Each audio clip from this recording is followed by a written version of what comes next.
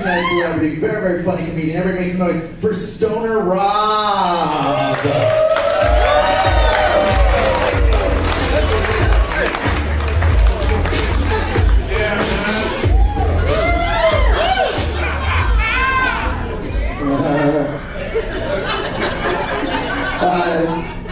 You bet your ass I am. How you guys feeling out here in Las Vegas? Feeling good? Yeah. This is awesome, dude. I love coming to Vegas, bro. We travel all over the place. I love coming to Vegas because every time I do, I come with my little intern, Jacob. And a lot of people don't know Jacob is gay. And I don't give a fuck if you're gay, black, white, transsexual, bisexual. If you smoke weed, I'm going to hang out with you. All right? I'll buy you a roach clip that says BF. I'll buy one that says F. We'll connect it and smoke. All right? But Jake's real feminine. He said, don't call me gay. I said, what do you want to be called? He said, I like to be called a fruit. I said, why do you want to be called a fruit? He said, because I like to get peeled open, plus I'm juicy. I said, okay, little kumquat, get in the car. Oh, shit. Yo, man. What's good? It's your boy, Jay Bender, here with another epi of KUSH&Coffee podcast. If you don't know by now what the fuck is going on, man, we got Stoner Rob in the building, man. Hey. That little skit right there was from Jimmy Kimmel, man. Yes, Jimmy Kimmel Live, bro. What's up with that, bro? That shit was amazing. How was that? That was really fun, dude. Like, that was probably one of the funnest nights I had. Interesting side note about that night, bro. Okay. So before I went to do this, I was doing a huge cannabis party, and we had Wing King Brian, the Ganj father, actually cater the party. No shit. Well, he makes a bunch of gumbo, and he's like, "Hey Rob, you want some gumbo, bro?" Because he's from New Orleans. So hey Rob, you want some gumbo, bro? A little bit of sweet tea, blah blah. So I'm like, "Yeah, I'll take some gumbo," and it's fucking good, right? So I eat it. And I'm like, that was bomb. He's like, you want another bowl, brother? There's still more. I'm like, sure. And then I eat it, and I have to be at Jimmy Kimmel like at midnight. Oh, shit. And it's like 10:30, and I am like, what's wrong with me? I can't like open my eyes. I'm like, bro, I don't know what's wrong. You caught the itis? And he goes, bro, well, you ate about 4,000 milligrams worth of gumbo. I was like, whoa, that was medicated, dude? He's like, yeah, bro, each bowl's about 2,000 milligrams. I'm like, what the fuck, dog? So I show up at Jimmy Kimmel. Thank God they got the greatest green room in the world. I show up there and I'm just like, I don't drink caffeine.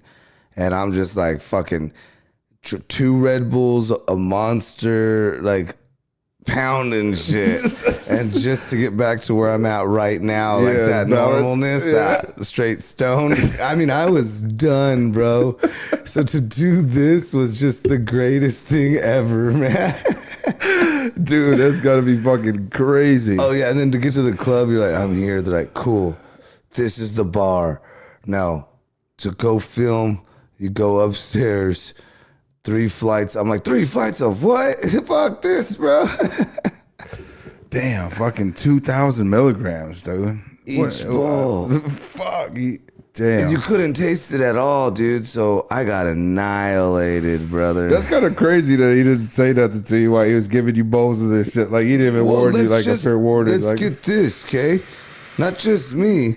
This was a party of like 500 people, brother. So everybody that ate that bowl was fucking getting infused fucking gumbo. And it's not like certain people ate it because dinner came free with your entrance fee. So everyone took advantage of that shit. Everybody ate that. Especially here in Vegas, right? They were, yeah, it was here in Vegas. They were lit, bro. So is that like your biggest show you did yet, right, Jimmy Kimmel? Nah. How long you been comedian, first of all? 13 years, man. I've got to perform with some of the biggest names. Like, I've done shows with like Cheech and Chong in Vegas here at the Orleans, like sold out theaters. I've got to do theaters with Felipe Esparza. We just did Seattle last year together, fucking Neptune Theater, huge, sold out, fucking great show. Yeah. I've got to go all over the place and do some crazy shows. I've got to host the Boston Freedom Rally 2 years in a row, and that's like about 180,000 people deep. Damn.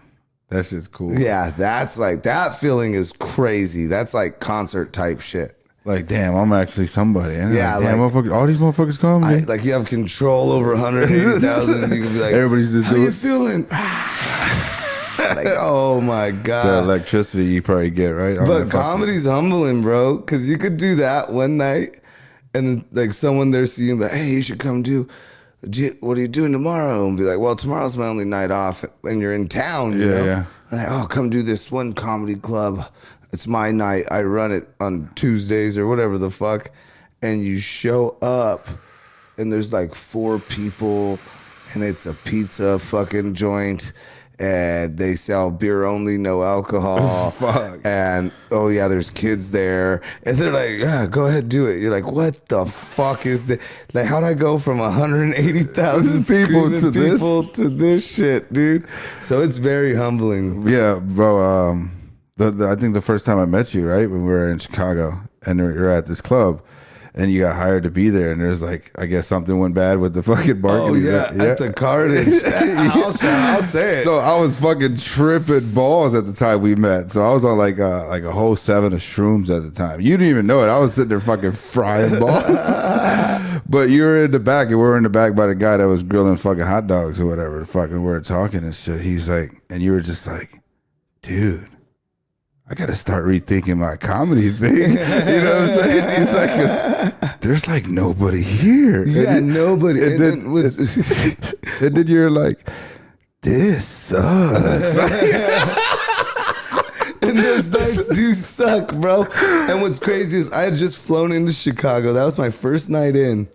And I was doing that show almost as a favor to the homies because that was their club. And I'm like, so last night I'm at the Stratosphere in Las Vegas, LA Comedy Club, amazing show. Tonight, I'm in Chicago with nobody the fuck here that gives a fuck about any of this. But then the next night, I was at Zany's in Chicago, which was amazing.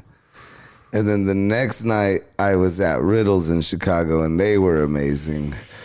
So I'm telling you, it's just like, where's shit? Sometimes, bro, you're like, this is great show. Sometimes you're like, but you know, like after 13 years, I could, I could pull in the fucking parking lot And be see. like, this is gonna be a shit show, bro.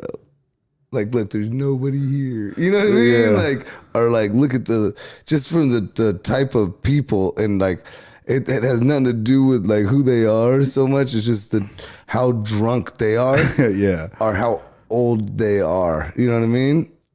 So in the beginning, man, you always been like a comedian growing up, as a jokester as a kid, or what? Oh yeah, I was always fucking around, dude. I grew up in like a really rough neighborhood, and I was a little gangbanger when I was young, bro. Yeah. And I had gone to prison for cultivation, so for growing weed. No shit. Yeah, dude. And I've gone to jail multiple So times. where was this at? Where was your hometown? Where were you born? Riverside, California. Riverside, Yeah, it's like right by LA. So at the time, there weren't fucking weed wasn't legal to grow yet, or what? Nah, bro. This is like 06.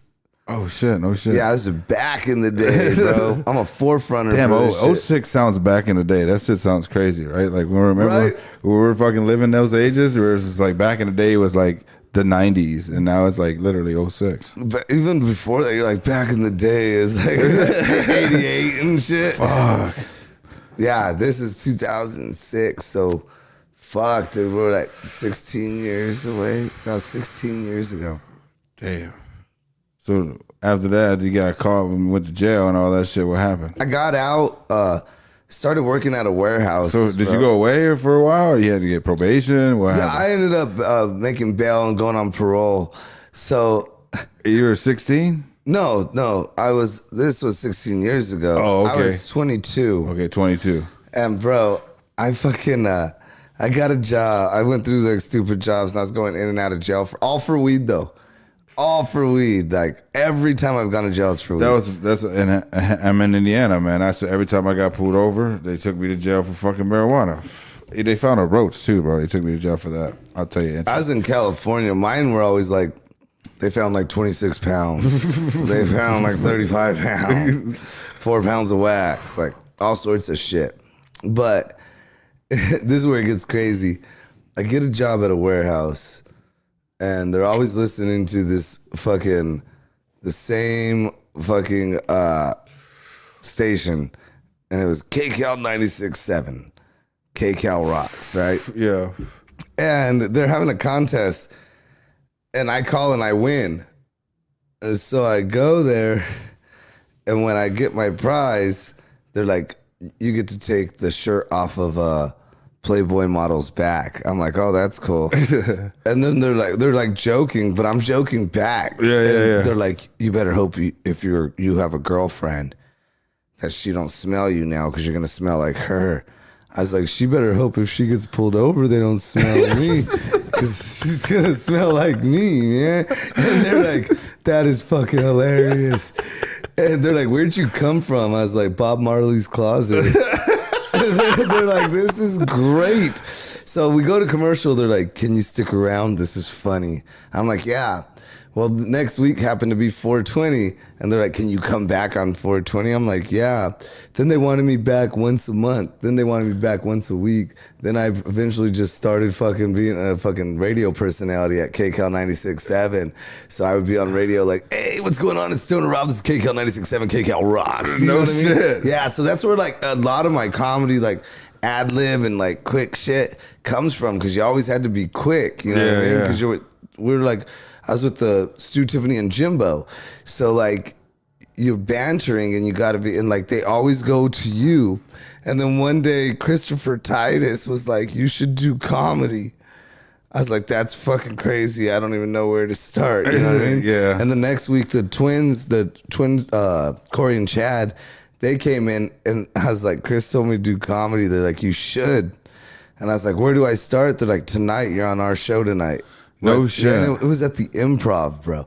So the first time I ever did comedy, like I have like a cheater story, like comedians that like grinded. Dude, I listen to Joe Rogan and Joey Diaz, so I listen to their comedian, and they're coming up to fucking all the stories of the struggles, dude, of fucking so chasing like, I the got fucking like the comedian. cheat. I always tell everyone I don't, because people are like, what's a good tip to get it started going strong in comedy? I'm like, well, don't ask me, because I got the major cheat. Like, I was on radio and I had great comedians that were contracted through the Improv let me open for them, like constantly. Like I've never done an open mic in my life. I've never done an open mic, and I'm 13 years in, and I headline the U.S. Like I tour the U.S. headlining. If I'm not headlining, I'm featuring for like somebody bigger names. So, but like right now, I'm here featuring 5 nights a week, basically for Butch Bradley at the LA Comedy Club at the Stratosphere. That's fucking dope. Yeah, it's fucking badass, bro. But like the way I came up, because I hear comedians who's like, I used to have to go drive 50 miles to do 3 minutes at an open mic. I'm like, oh, nah. So how was that like first night at the Improv, dude? Like, oh, bro, I was terrified. So they tell me to be there by 7 because the show starts at 8.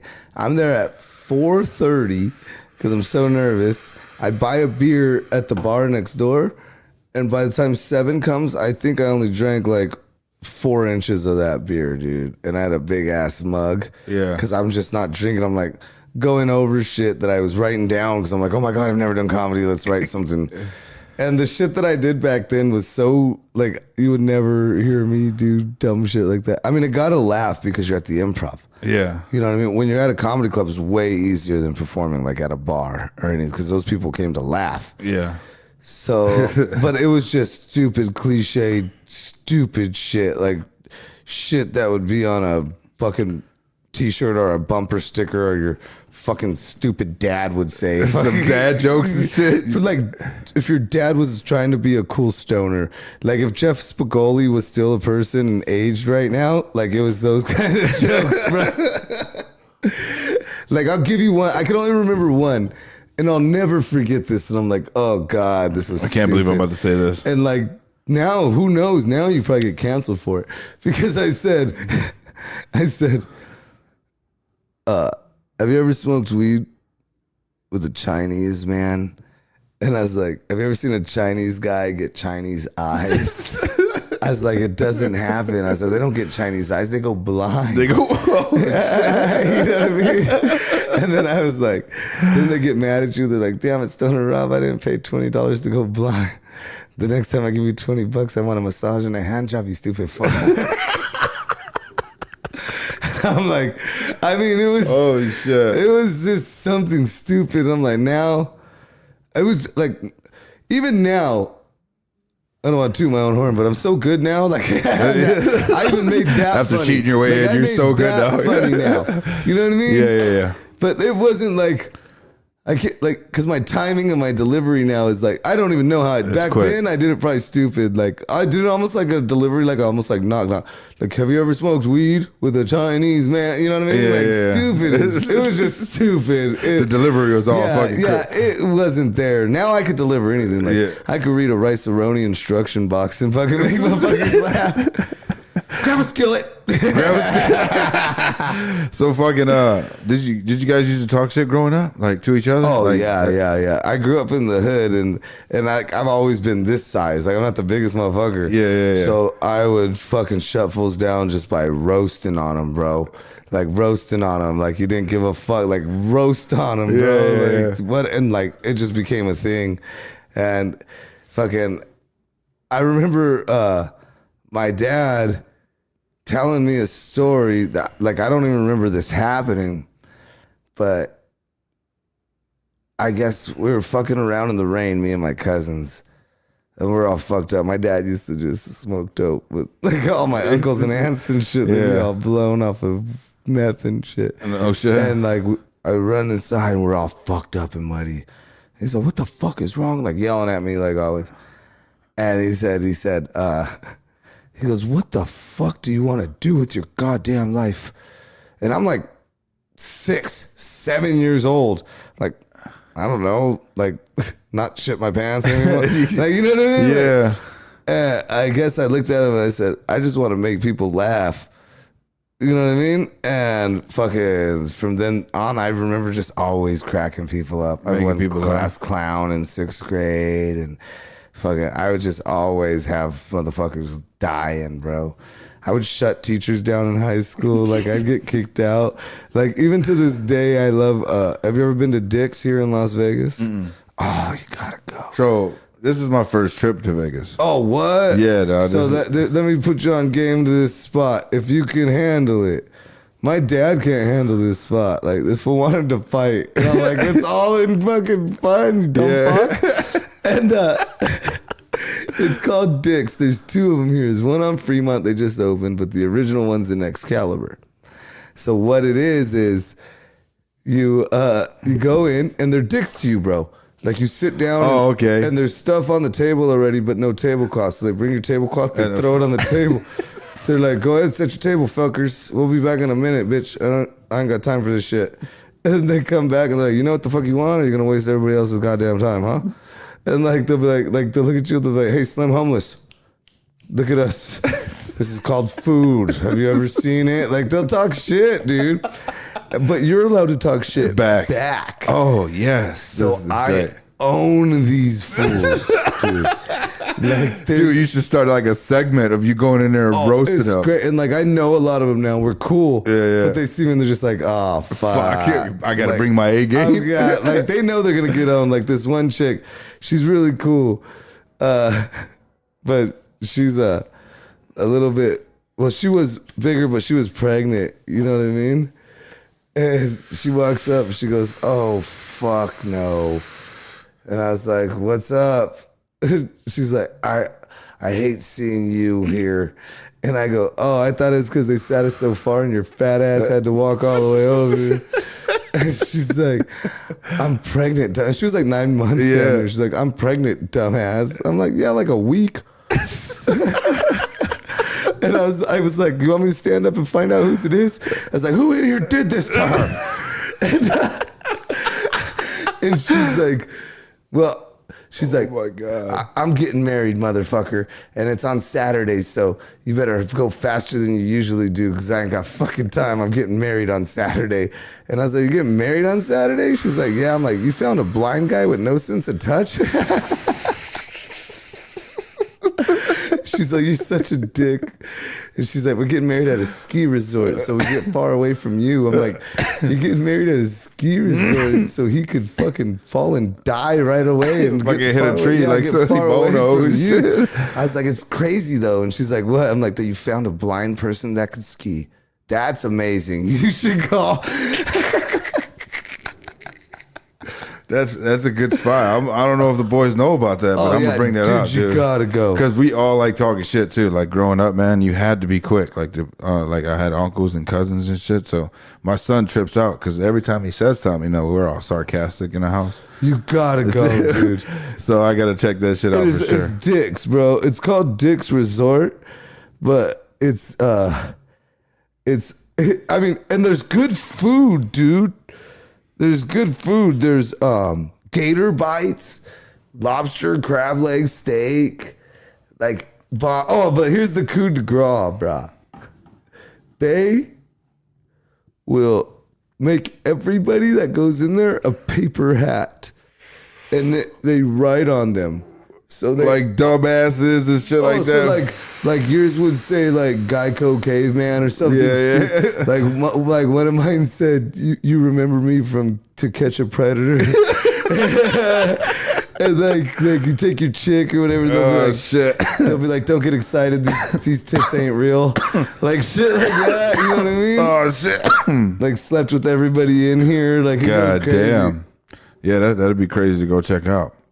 You know what's crazy? They do all that. And then I told them, what would be golden here is a comedy night.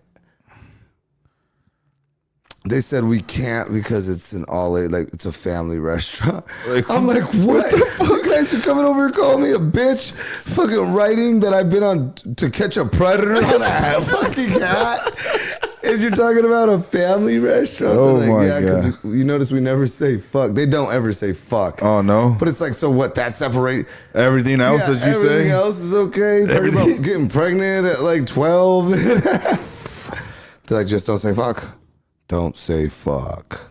So you're 22 when you jumped in the fucking radio industry, huh? 22. How long did that last before you did the improv? What was the time frame? From you jumping on that radio station? Probably like 8 or 9 months. For real? Yeah. Cheat code for real. Yeah, dude. Up, like up, down, down, left, right, right. Hey. Look at when the missus is calling you on a podcast. You want good gold here. It goes, hello, Mariah. You're on the podcast right now. Say something. She's like all mad because this is called KUSH&Coffee and there's no coffee. She's all, bring me home an ice white mocha, fucking whip with fucking 2 pumps with oat milk. I'm like, the fuck? And then you know what he writes me? I was like, my girl wants to know if they have these coffees. I'm sure the hotel room has a coffee maker.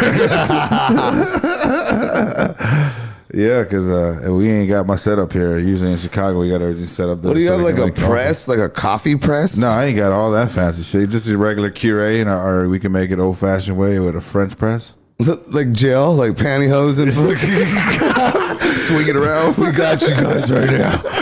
Let the water get hot. Just leave it in the shower. Just put it. Yeah. Just let it brew. Just let it brew. Yeah, bro. Like this is a fun. By the way, guys, we are in the penthouse of the The Mirage. of the Mirage. Literally, we're in the Mirage of the Mirage. We're in the. I didn't know the Mirage parking lot had a La Quinta. This is like a trap motel. This is like the trap motel. I'm telling you, you could probably walk in this bitch It's in and the get. middle of every hotel on the strip, and I've been coming to Vegas my whole life of living, 36 years, and I have never in my life seen this hotel. I've never heard about this hotel. I've never met anybody even doing meth at this hotel. And I've met a lot of people doing meth in Vegas, and this hotel is like outrageous. Bro, this is like a middle of Are nowhere. they yelling at us next door? I don't know. Are they? I heard something scream. We're gonna get guys. We're gonna get We booted are out. at the La Quinta. La Quinta Inn. We're gonna die today. Shit. Back to the. All right, babe. I'm going back to the podcast. There's no coffee here. Okay, love you. Love you too. Bye. She was really there, guys. Everyone's like, that's not. He doesn't have a girlfriend. He just has that fucking sound feature on his phone. So anytime he wants to get out of something, he hits K. Love you. K. Love you. So like Stoner Rob, that shit just caught on. So other people that people come to like for marketing reasons, come to you for branding reasons. Oh like brand yeah, that ambassadors? started to take off. Really, and what's crazy is when I started as Stoner Rob, like the 13 years ago, a lot of like famous comics even were like, "Oh, you shouldn't do that. Like, it's gonna limit you to the clubs you could do." And my response is like, well, if the club doesn't want to have me because my name's Stoner Rob, then I don't want to perform in front of the people that are going to be at that club anyway. Yeah. You know what I mean? It's not my crowd. Yeah. Like, I'm not going to go to a bar mitzvah and do some fucking comedy, man. So You know what I mean? That'll be 2 dicks getting cut that night. You know what I mean? Like, but, like, so I was like, no, I'll just stick with my shit, dude. And I stuck with it. And then in the transition, cannabis became, as you guys all know, we got a fucking podcast now called KUSH&Coffee. So like cannabis became insane. Like I remember coming to Vegas when if you had a brand new pipe, never used in its life, a brand new glass pipe that was never touched, never used, right? You did an automatic 2 years and you could do up to 4. in Vegas. In Vegas for a weed pipe. Not ever you it could be a small $2 weed pipe and it could be brand new. You've never ever even put weed in it, and you're going to jail for paraphernalia. No way.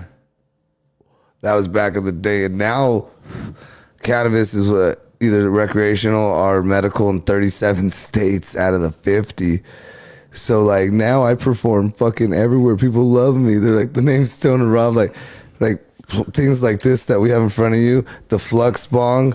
The fucking badass lightning fucking bong. Tell me about this thing right So here, man. this thing, remember, what are these called? They were called... I don't know. I used to see them at the museums and shit. Look, I looked up the name like 7 times a week and never remember what the fuck they're called. But for the people at home, you remember those little balls with the little electricity, the lightning shooting all over, and when you touch your finger, the lightning follows it?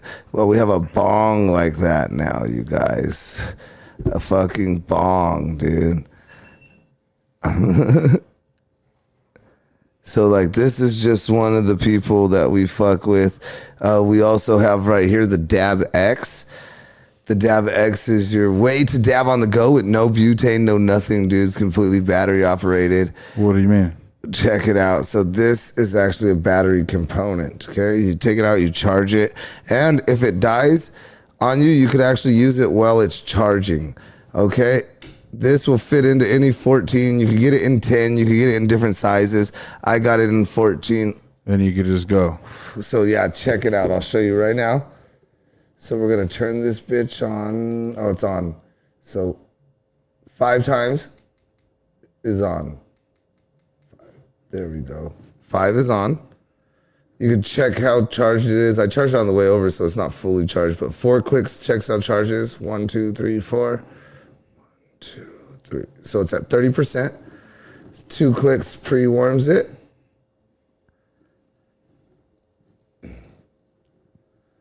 So it says heating right now. When it goes back to saying Dab X, it'll actually be ready to go. And then you actually have a carb in it as well. So here we go.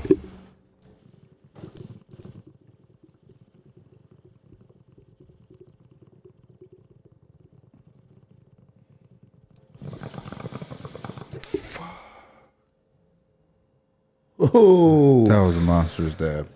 here, you want one? There's still a gang left in here. You ready? Yeah. So when that says Dab X again, you're ready to go. That's your carb. You got a good 12-second dab on there, dude. It's 12-second rip. Ready? When it says Dab X, when it's done saying heating, it'll shake too.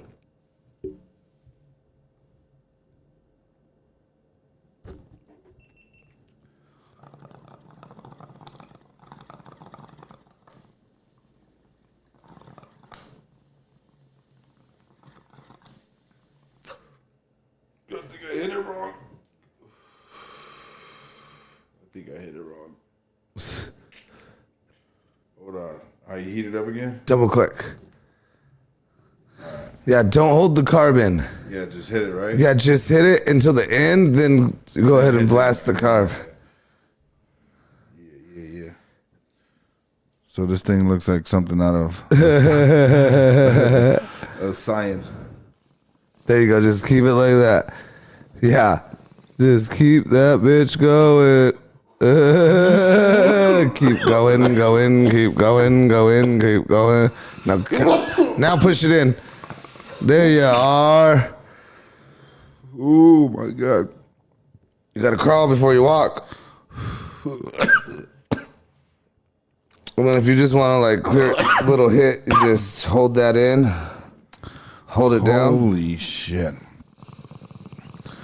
That's what you guys are all into, huh? The dabbing. Fucking Uncle Mike. This is Uncle Mike that I met. He gave me all kind of dabs at the. Oh yeah, dude, that was mad. So I dab on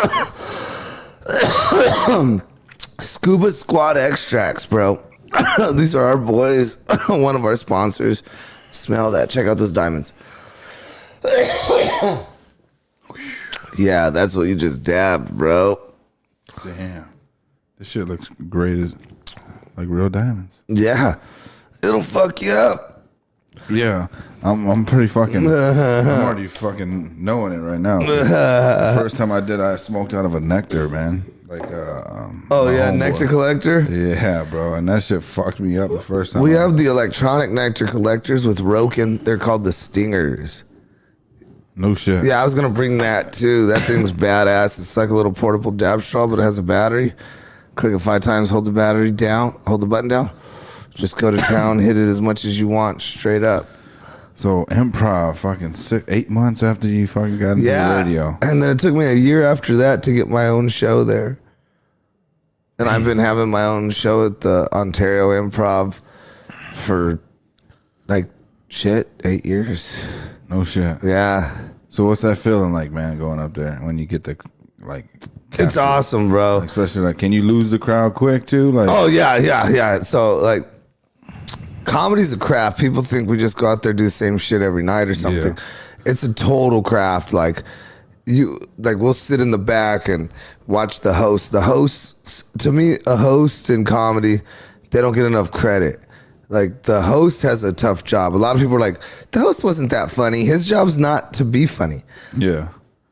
His job's to be a little funny, but more to test the crowd. Is to let you guys know if like tip your waitress and keep it down, blah blah. Let you know that in a funny type way. Yeah. And he's also to test the crowd. Like a good host will go out there and slightly do a little edgy of not racist, but little racial thing. He'll do a little sexual thing. Yeah. He'll do a little women thing. Yeah. And then he'll listen and we'll watch too. And then when he comes back to the back, like for instance, I'll be like, hey, they were not feeling that women shit at all, huh? There's a lot of chicks the fuck out there. He's like, yeah. I'm like, cool, good looking the fuck out, bro. You know what I mean? So now I know, oh, most of this crowd is women. So now you got to come up with some different material. Well, not even different, just jokes that Approach it appeal different. more to Okay. them. Or just talk, or I'll even address it. I'm like, there's a lot of ladies out here, dude. I was like, I gotta ditch my set. You know what I mean? Like, and just totally like change it and shit. I'm like, a lot of comics, and they'll be like, hey man, there's all those ladies. You should go out there and hit on them. I'll be like, not me with my luck. This is a lawyer convention. They will fuck me up so bad, but not in a good way. God. These are not the cuffs I wanted. So like, I'll just switch it around and shit like that. And like if I'm headlining, see, there's just a lot of hidden secrets of the craft and comedy. Like when I'm headlining, I do a lot of crowd work. Yeah. So if I do it an hour, if I'm headlining doing an hour, you probably get like 15 minutes of crowd work. And it's fun. I'm like, where are you from? and just come on and be like, no, you're not. You're a fucking liar. Like, look at him stutter. Like, how the fuck don't you know where you're from? Like, you're put on the spot. I was like, don't play Jeopardy, bro. You can't even name your state, let alone state your name. And then, like, I'll just fuck with them. Yeah. And I'll be like, what do you do for a living? And like, now they're flustered. I know, it's like a craft. Like, I know how to get them flustered to say what I want. So I can say what I want. Yeah, you know what I mean? Like, now I got them stuttering. I'll be like, so what do you do for a living? I'm like, look at this. What are you, witness protection? You don't know where the fuck you're from? You don't know what the fuck you do, bro? I'm like, what? She better be a goddamn owner of a bank because she has to be supporting the shit out of your stupid ass. You know what I mean? And it's just to run it like that. Yeah. And like, it's fun. Like, I like to bring everything together. Like the other night, I was like, what do you do? And the guy's like, he did the stutter thing, and I'm like, what do you really do? I'll do electricity. I'm like, you do electricity? I was like, that's how you know you're lying. You didn't even say you're an electrician. What's doing electricity mean, bro? I'm like, what the fuck?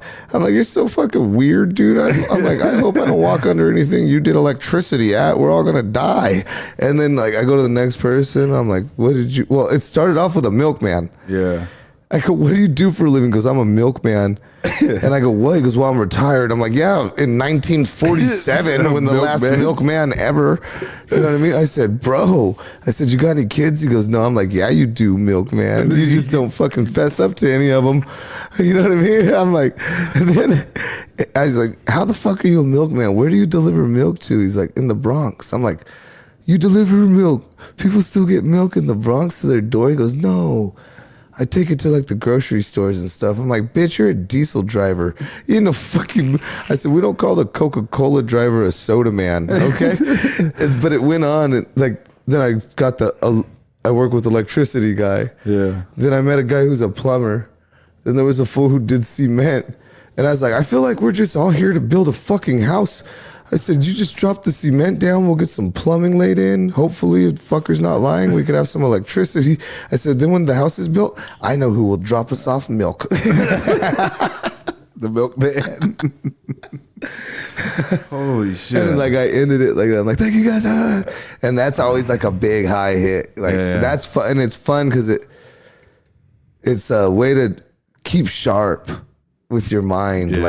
Because up there, like, you don't see it in us. We're just like, yeah, okay. Like, never break the demeanor, but in our mind, it's almost like a math equation. Okay, he said this. This guy said something. And He said this. I'm going to make him say this shit. Talk shit about this.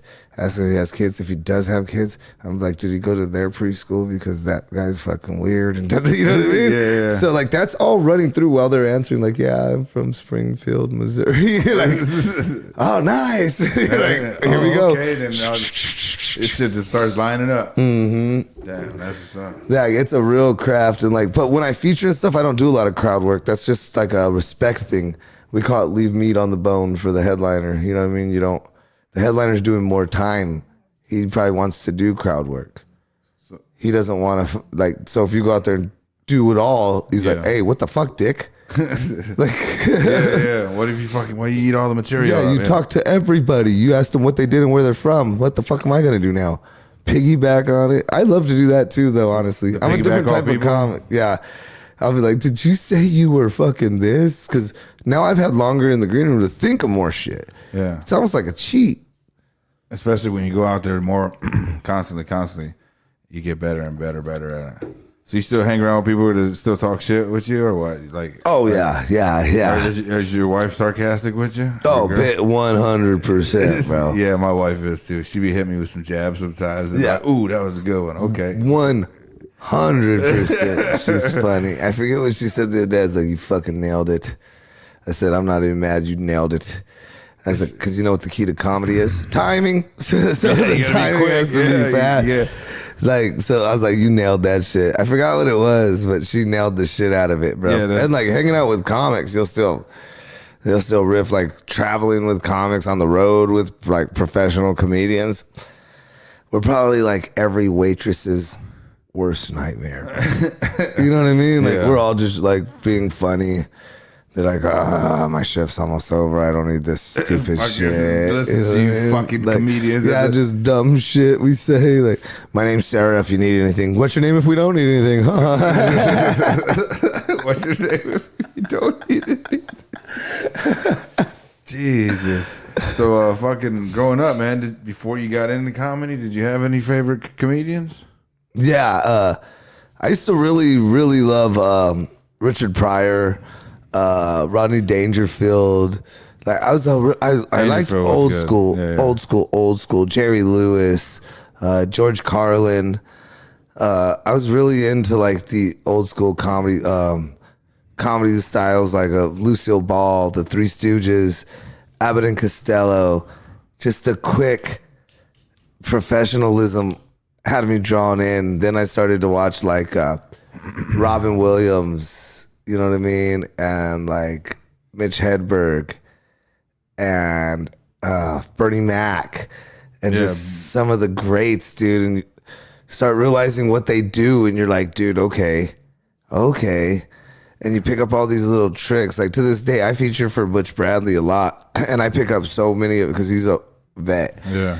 And I pick up so many little tips, and I've been doing this for 13 years, and I'll see something, and I'll be like, oh, I see what the fuck he did there.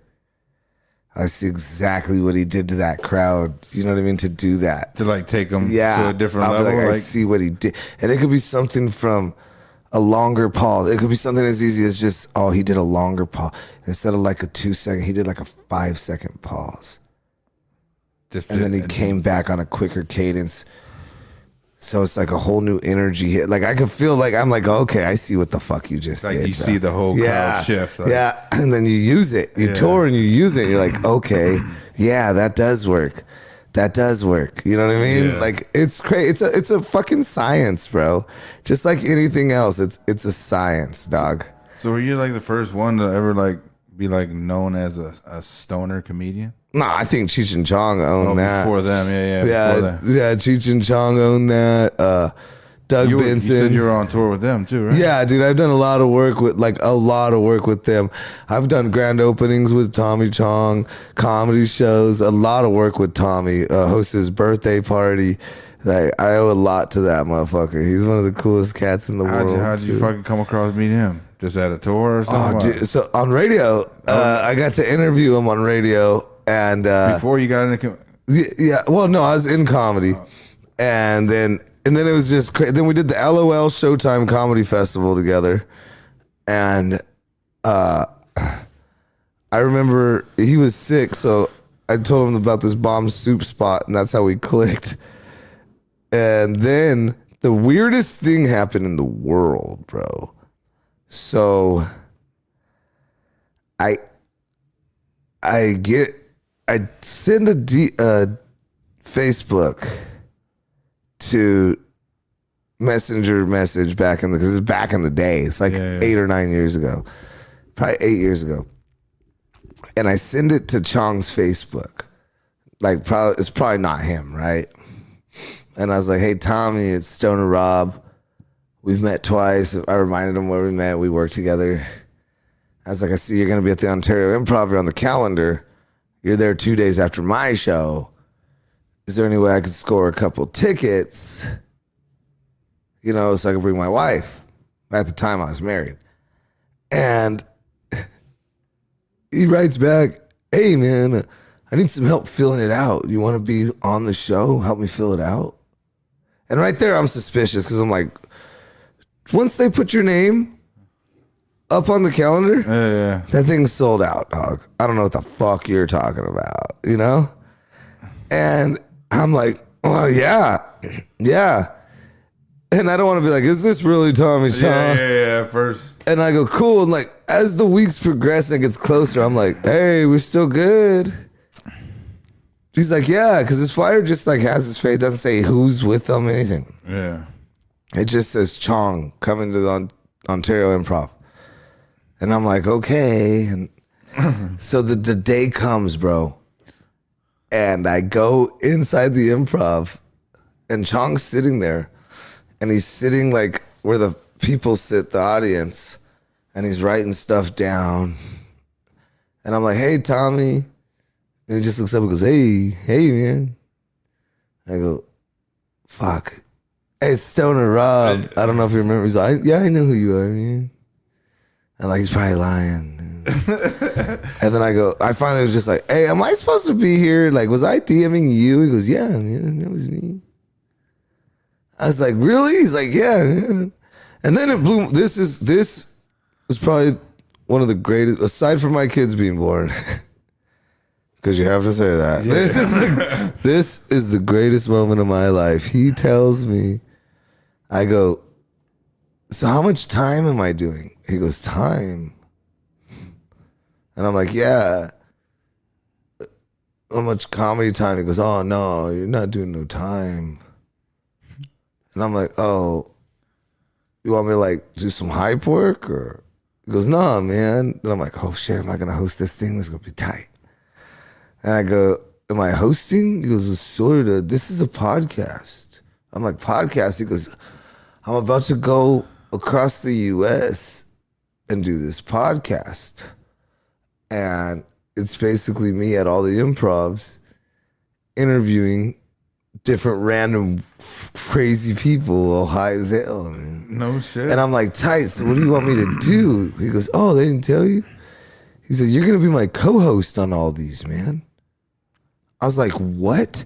He goes, you're my cheech, man. And when he said, you're my cheech, man, I was like, this has been the greatest day in my life. I have videos of him being fan, like, right? Obviously, oh you're yeah, like a huge Cheech yeah, fan. big time. I have videos too of us signing autographs like that night, and him going, people are all like, hey, is that Cheech? I'm like, this is so tight. Damn, he really talks like that, huh? Cool and mellow like that? Oh yeah, bro. That fool's blown from the core, dude. Hey, man. Yeah. That fool's gone. Fuck.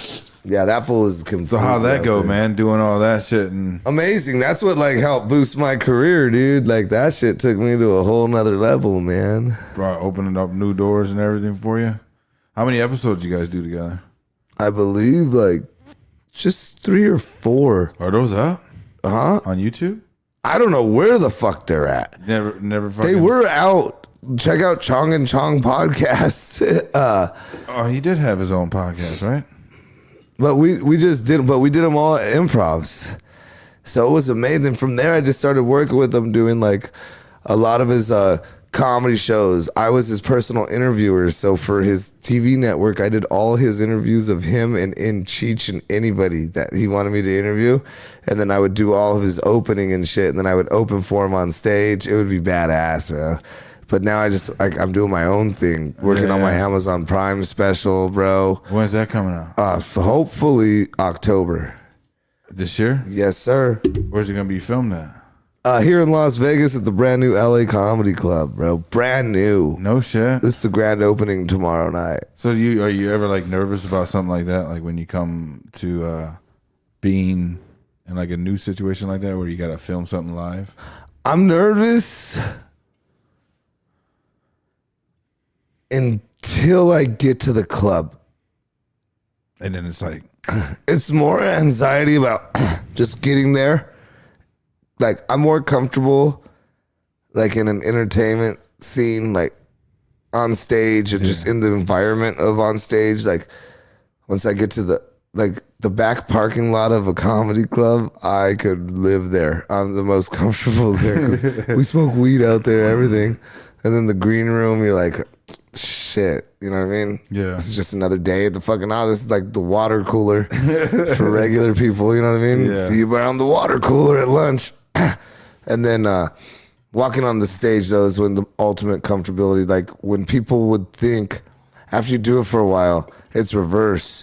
Like people would think it's that second, third, like call your name and those curtains come and you walk through them, is when you're like, holy fuck, right? That's when I'm like, yeah, all right. let's go. This is what I do. Yeah. This is I know what I'm about to do. Like I know what I'm capable of. Like I know they're gonna dig this shit. You know what I mean? So just with that confidence, they can feel that too. You come out with that confidence, like I'm a somebody. Like you're not just seeing some fucker from the bar. Like I tore the fucking world doing this. You're lucky that I'm fucking here. You're ready for this shit. They can feel that energy and they're like, fuck yeah, dude. Fuck yeah. It's like that big dick energy. You know what I mean? Like fucking women comics do it all when they walk out and just own it. Like that's the difference that like they'll kill from there. They're like, yeah, motherfuckers. Who's some of the women comedian you like that? My favorite comedian, one of my favorite comedians of all time is Lucille Ball. So Lucille Ball is like my favorite, but like right now, Rachel Wolfson, she's a real good friend of mine, real good personal friend. She's actually the chick who's the mime in the new Jackass with her tongue in the taser. Have you seen the new Jackass trailers with her? What, they got a new one coming out? Yeah, it's just dropped. It's the #1 movie in America, dude. What? Bro, I'm sorry, I don't keep up with all that stuff. Holy shit. Yeah, she's that's Rachel Wolfson. She's very funny. You guys check her the fuck out. She's hilarious. I also like Kate Quigley. I think Kate Quigley's fucking funny as fuck. Damn. I always thought Amy Schumer was hilarious. And I've always thought Sarah Silverman was fucking great too. Sarah Silverman's style is just fucking awesome. Yeah, see, that's probably the trailer. It'll show. Forever? Yep, that's him. The world waited for what felt like forever. Then, we waited long. You ever met Knoxville? Yeah. Yeah? I've met every single one of those fuckwads. Fucking guys. Man, this shit reminds me of the shit like we used to do growing up. We just never videotaped The it. wait is over. Do stupid shit like this. God damn. Hello, I'm Johnny Knoxville. Welcome to Jackass. If you're gonna be dumb, Then you gotta be tough. You know why they always play that song? The original guy who wrote that song, that's Johnny Knoxville's uncle. No shit? Uh-huh. Intelligent than I thought. in the drawer, but I know enough to know. If you're gonna be dumb, then you gotta be tough. Blowing people up. As if life's not hard enough. This guy's one badass dude right here. Bam's gone, right? Oh man, I'm on. They all got into shit, like they got beef now.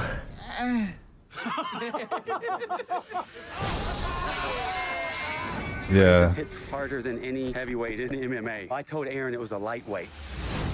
That's not a lightweight. Francis Ngannou. We're in this together, Pops. What's the worst that could happen?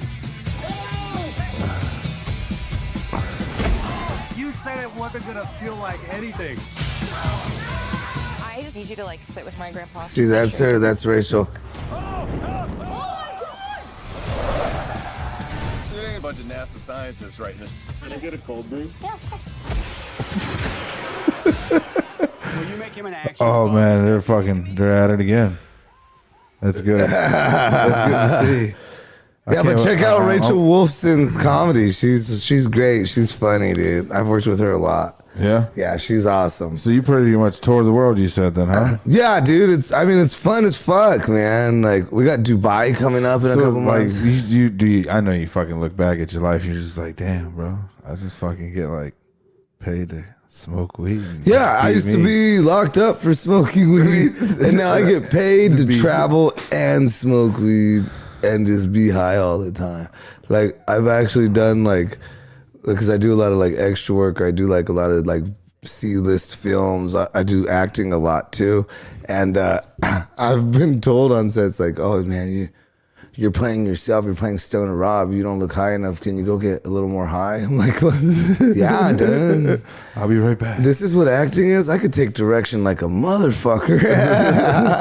I'll be right back, motherfuckers. Say no more, man. So does like now you got kids or anything? I got 6. Oh shit. So that never got interfered with anything that you do? It did. Like certain women can't handle that. Like I have an ex-wife and we have 3 kids together, and then I have 3 other baby moms. The woman I'm with right now, Mariah, she's awesome though.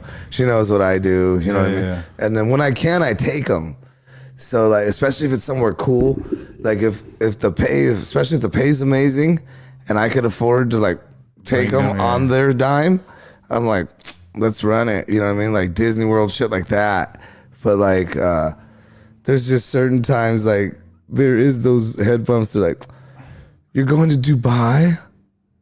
I want to go to Dubai. I'm like, why do you want to go to Dubai? You can't even go outside after 6. Unless I accompany you, motherfucker. Yeah, so that's how it is too with my kids because they know I travel because I do photography. So like I get flown out all the time. Like Cali and shit, and like New York sometimes, and fucking at Miami a bunch, LA.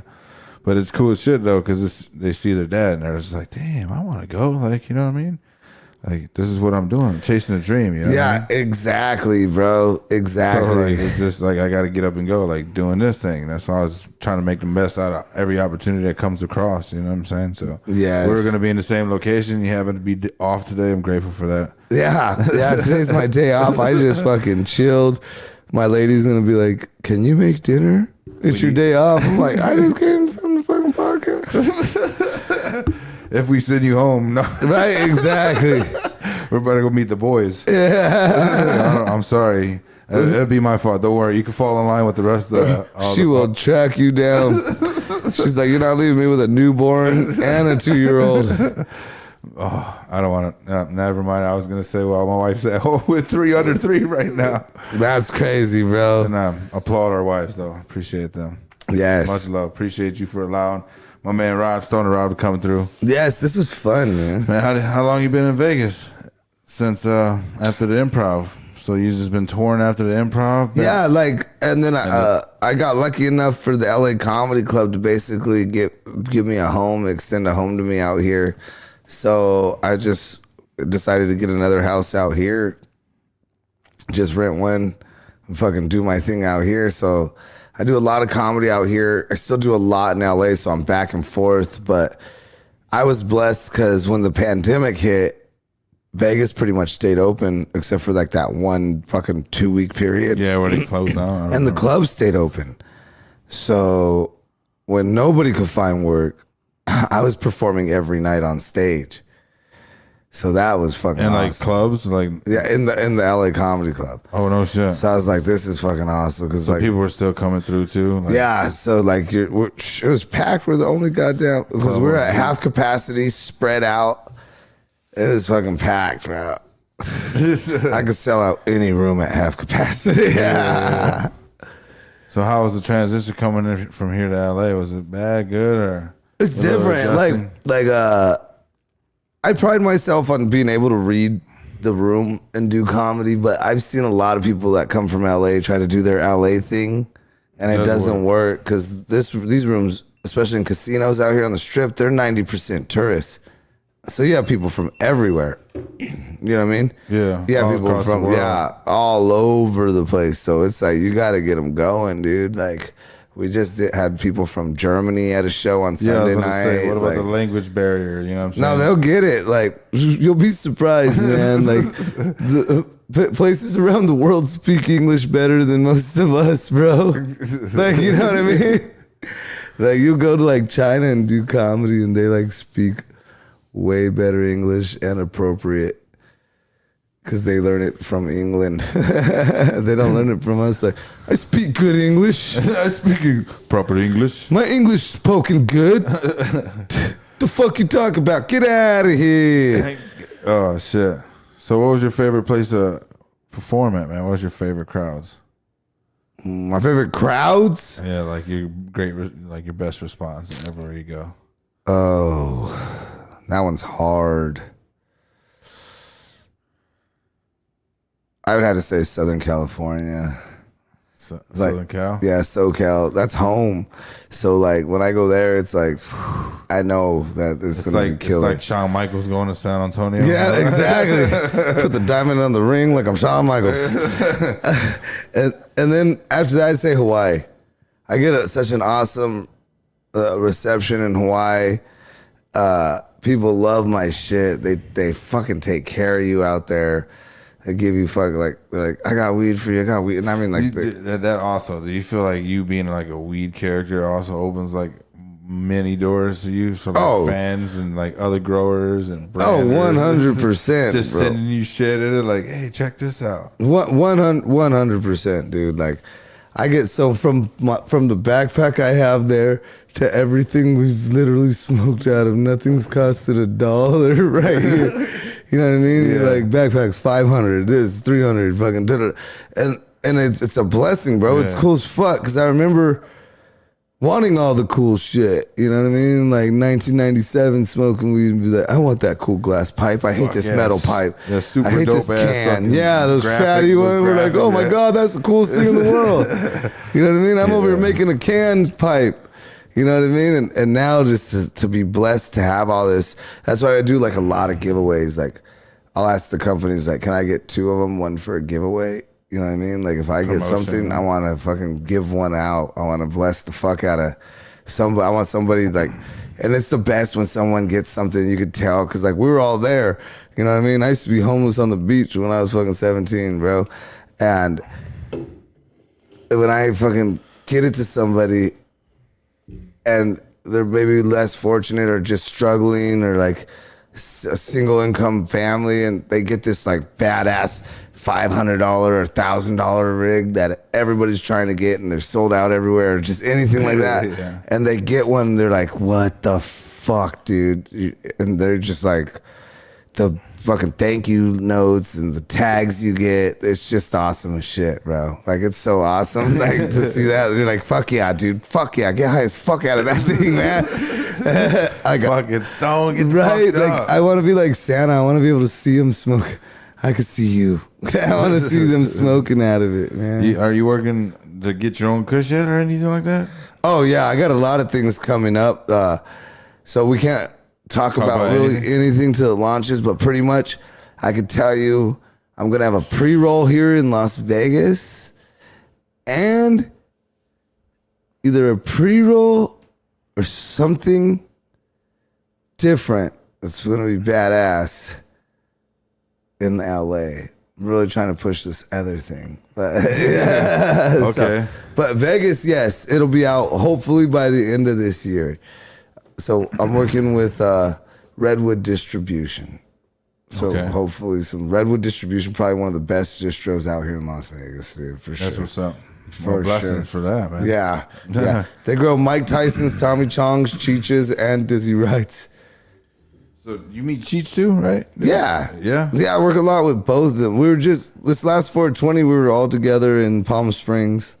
Fucking hanging out, smoking some dope. Yeah, and doing an appearance in comedy at the Vault. They have their dispensaria fucking delivery service up there. You got any fucking like stoner stories with them? Like when you guys are toking one? Oh, dude, I got one good one. This is on the road. This ain't even, I got one good one. We're sharing a fridge in this like back green room, and I have hot pockets because I know I'm gonna be fucking starving after in the hotel room while stoned. So I put them in the fridge, and then Chong put something in the fridge, like the freezer with my hot pockets. Yeah. But like right on top of them, like the whole freezer's empty, and he put something right on top of them. So I'm just like, that was weird. I'm like, hey, what'd you put in the freezer? And he goes, oh man. So, you know, I take RSO suppositories for my colon. This is when I had colon cancer. I'm like, oh yeah. And he's all, so I have to keep them cold. I'm like, so those were your fucking ass pills? He's like, yeah, man. I'm like, why'd you put them on top of my hot pockets, dude? And he never answers, but this is what he says. He goes, you know, I have to keep them cold. That's what they say. And I have to take them like that, man. And he goes, you know what the shittiest part about that is? And I'm just like, what? And he's like, that I only get to do it once a day because that feels good, man. I'm like, you nasty fucker, dude. Never understood why you put them on top of my hot pockets. Like, Are you claiming dominance of this freezer right now, man? Fucking alpha male in this building. Bro, that fool be on some fun. There's like, I have millions of those stories, like just funny shit, dude. Funny shit. Like one time, because Cheech is actually building his Latino museum, the Museum of Hispanic Arts, is opening in my hometown of Riverside. And we were talking about that in the green room one time out here in Las Vegas doing a show. And he goes, hey, do you got any weed? And I just always think it's funny when like someone like Cheech and Chong or like Snoop Dogg or like, you got weed? I'm like, do I have weed? What the fuck? you have your own strain name. They're like, where's your weed? And I'm like, you don't know weed? He's like, nah, bro. I want to smoke in the room tonight. I'm like, I'm pretty sure you can walk into the dispensary and be like, hey, it's me, Cheech. Can I get some weed? Can I have free weed? And I was like, yeah, how much you want? And this is where I knew he was going to chill, like, or kick some down to somebody, like his son or something, because he's like, I don't know, like, and you know when people get you, like, I don't know, like, you usually like a blunt or something, you know? So he goes, I don't know, like a half ounce? Like a half ounce. Jesus, fuck. So I go, yeah, hold on, bro. So I go, we don't have no bags, and I only have like a half pound on me. And so we had gotten the show catered in the back green room. All our dressing rooms had Chinese food. So I took one of the bags they gave us and I ripped, the old school, I ripped the bottom corner. And I give it to Cheech. He goes, did you give this shit to me in a grocery bag? I go, yeah. He goes, you really are from Riverside, huh? I was like, do you want it? He's like, yeah. I was like, I should have fucking left the teriyaki sauce in there, dog. In the packet. Quarter and shit. Just squirt a little. That dude. Shit. We just always funny shit, dude. It's fun being on the road. Dude, that had to be like surreal for you though, right? In those moments, like back at it, like bro. Fucking, I'm with Cheech and Chong. Just, like at the end of the night when you sit down, because when you're in the moment, they're so cool. It's home. Just like you're with one of the boys, you know? Just hanging out. And then when you go home that night, and then like your brothers and your homies and your sisters and your mom and all your homies are calling and like, so dude, how was it? And you're just like, what? I was chilling, dude. It's work. Like, this is what I do. They're like, yeah, we saw it on Instagram, blah, blah, blah. And then like you hang up, you're like, yeah, it's pretty fucking tight, bro. Yeah, like recently, like I just shot like Kim and not Kim, but Ye in that Drake concert that was recently here in LA. Oh, like, yeah? I took pictures of it, bro. Yeah, and I was here fucking for that. And it was like my highest point in my like fucking photography career. It was like, holy shit, bro. Like I'm literally could have touched Ye. He's like literally from here to there. Like just standing there. I was just fucking snapping away. That's tight, bro. It was like, you know what I'm saying? I'm fucking just showing my kids, dude, like you could do anything. You know what I'm saying? That was the most beautifulest thing about the whole part. Like my kids are watching this shit right now and their dad's down here taking fucking photos. I know when I get to see because my oldest is 13. Yeah. So when I get to see my oldest, and I'll be like I take her out, take her to sushi, take her, to do fucking whatever she wants. And I'll tell her like what I've been doing. I'm like, yeah, last weekend Dad had to go do this, and this. And she's like, that's badass. You know what I mean? She's like, that's so fucking badass. And then I'll bring her shit. I'm like, I brought you guys this and this. And it's just great because I know she gets to go to school and be like, my fucking dad. You know what I mean? Yeah. Like, my dad. Yeah, that's how my daughter was thinking about it when she was like, oh my God, like, I can't believe you're there right now. And I was like, man, I was just letting you guys know, man, anything's possible. I'll show you some of these flicks. But yeah, man, I ended up But then it sucks when you go to your kid's school and these fucking stupid parents are like, Stoner Rob. You're like, dude, shut the fuck up. Oh, I've had kids picking up my kids in elementary, bro. I've had like 5th graders go, you're Stoner Rob. Like, how the fuck do you know that? Yeah, that's like some of my kids' friends. They listen to my podcast too, so it's like I'm like, oh shit, like. Oh, if you're listening now, go to school, you little fuck. Go to sleep. What the hell are you doing? Like, listening to my shit. But yeah, appreciate you. Santa's not real.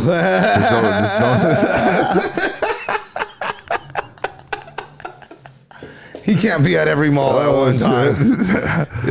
Fuck everyone's house. He can't be at every mall. I actually told my kids Santa wasn't real. How do you feel about that? Do you give them the hopes and dreams of like Santa bringing presents or what? Yeah, I'm old school. Like, and then I never even have the talk. Like I know when they figure it out. Like I know when they don't buy it no more. But like, here's the thing: as long as you have, like my oldest kids are like, I'm always gonna rake in, because as long as you have still little younger brothers and sisters that have to believe, then because they'll ask questions like, why didn't Nana get a present? You know what I mean? Yeah. And then if you're like, well, after a certain age. Oh, so you don't have to be good after that age? Like, what the fuck? I've been being good the whole time. Or they start freaking, like, fucking anxiety little kids these days. Like, so you're telling me when I'm 14 I'm not going to get all my presents? Like, bitch, you're 4 right now. You're worrying about you're freaking out about 10 years from now. You might not even be alive. Why are you freaking? Now why are you crying? Why are you crying? Yeah. So how old is your oldest? 13. 13? Yeah, my youngest is 2.5 months. 3 months. 3 months yesterday. How old were you when you had her or had him? Her. My oldest, she was born in 2008. So I was 25. So at the time you're touring with Cheech and Chong right now? Or no, not yet. I was doing comedy, but I wasn't touring with them yet. That was later on? Yeah, that was when she turned about 3 or 4. When did you get your like whole own headliner? How was that? That was honestly once I got divorced. Once I got divorced and was able to be free. You know what I mean? I know it sounds horrible, but dude, my marriage was fucked up. No. Like she was like a prison. Like I would leave, and then I'd try to go home, and because she knew I was gonna leave, she would take my house keys off and shit. So I'd be sleeping in my car in the front yard and shit, and it was just bad, bro. No shit. So like once I left and was able to like start touring to do comedy, like touring the US and shit, getting my name out there and toning my craft, it was fucking on, bro. Like it was on. Like I'd say probably like 2013 to between 2013 and 2015 is when I started to really like go and headline. And then about like 2017, 2018 is when like I was known as like this fool is a headliner. You know what I mean? He headlines or features. That's it. You know what I mean? So when you say you had a cheat sheet, right? You basically like you just took off basically. Yeah, pretty much, dude. Yeah, it's like once you got your foot in the door. I'm grateful for it because I got a lot of opportunities from a lot of like really cool and famous cats that I got to work with, and they would give me shots on shows like Ralphie May, rest in peace. That fool gave me a lot of chance. Like he let me open all the time for him, do a lot of shit for him. Tommy Chong, fucking Felipe Esparza, Jeff Garcia, fucking so much, Bobby Lee. It's just so many goddamn people let me do shows for him, and I'm like George Lopez. I'm like, dude, this is just. How was George Lopez, bro? George Lopez is a cool motherfucker, bro. He's a real cool cat. Does he smoke weed? Yeah, hell yeah. He has some weed line in LA. It's called El Chingon. El Chingon? No way, bro. That's fucking dope. It's in LA. You could buy it in LA. It's George Lopez's weed strain. He's actually shooting right now for promo for the Super Bowl. They're doing like this whole LA thing. Like they're shooting like him, Danny Trujillo. Like East LA. Like yeah, pretty much, yeah. Like hood shit. You know what I mean? Yeah. That's what's up, man. So where you at now? You said you're up the street every Thursday, Friday? At the Strat? Yeah, you catch me there like Thursday through Monday.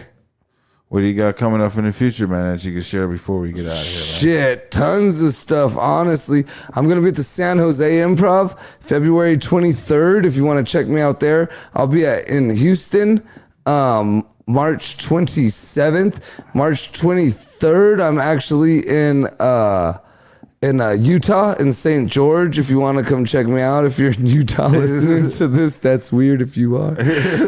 We actually got listeners there. Yeah? Well, fucking come check me out. Drive to St. George, fuckers. And then let's see what else we got coming up. Also in March, I'll be in Phoenix hosting the Phoenix Cannabis Awards. And shit, we have a lot of stuff coming up all the way up to July. We have the Las Vegas Cannabis Awards, 7/10. Just check me out all on Instagram, all social media. Honestly, it's Stoner Rob, all one word. So Twitter, Instagram, Facebook, Stoner Rob.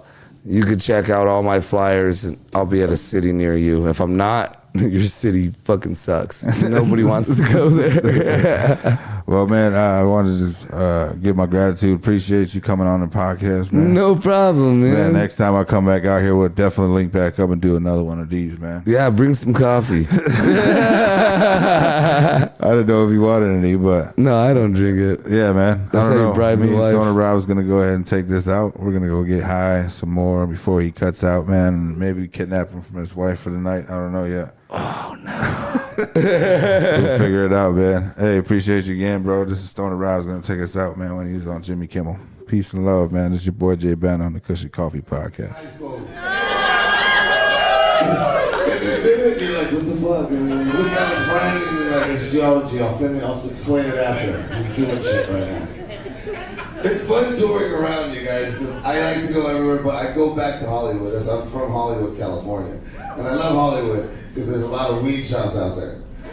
But there's also a lot of transvestites out there, too. You know what I mean? But when I see a dude dressed like a chick, I don't even trip. I just wonder, and I'm like, are they gay or are they bi?